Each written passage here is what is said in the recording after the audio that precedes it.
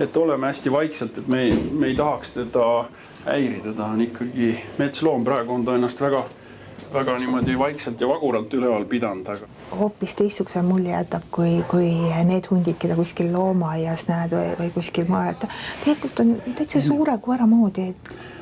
Jah, no praegu ta on ninapidi seal nurgas, aga ennem kui ta vaatas siiapoole, siis kui ta sulle ikkagi näkku vaatab, siis ega ta ikka väga koera moodi ei ole. Ei ole, jah. Tema jaoks on see olukord kindlasti nagu inimene oleks tulnukate poolt röövitud.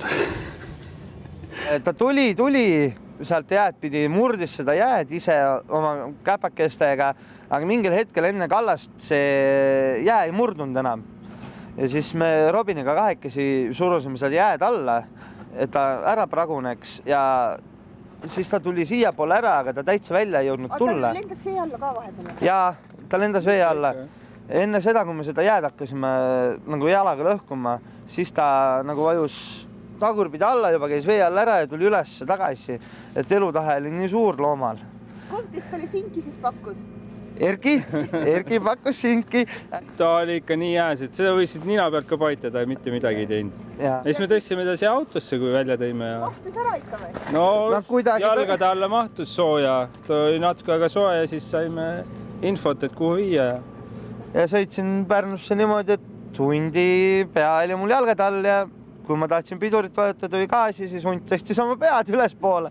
Aga nii rahulik oli, nagu võtsid piduri juurest jala ära, nii pani tagasi pea minu jalgade peale ja nii me vaikselt läksime. Saime sinna kliinikusse ära ja sealt oli natuke tegu teda välja saada sealt autost. Et ta ei tahtnud kuidagi tulla, et hoidis oma pead seal soojas ja siis me kuidagi selle teki sinna alla saime ja pika pingutamise peale me sealt välja saime. No kui te Terveksi kliinikus loomaarstiga Tarvi Marksoniga kohtusite, milline siis tema reaktsioon oli?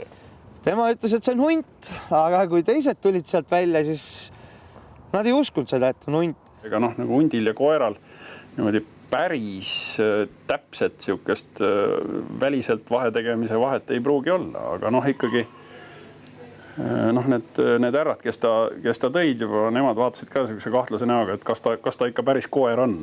No, üldiselt vaatasime, et ega vist ei ole küll ja siis tuli see Pärnu Jahimeeste Liidu pealik tuli siia ja tema ütles juba, kui saba nägi, et see on ikka hunt, mis hunt.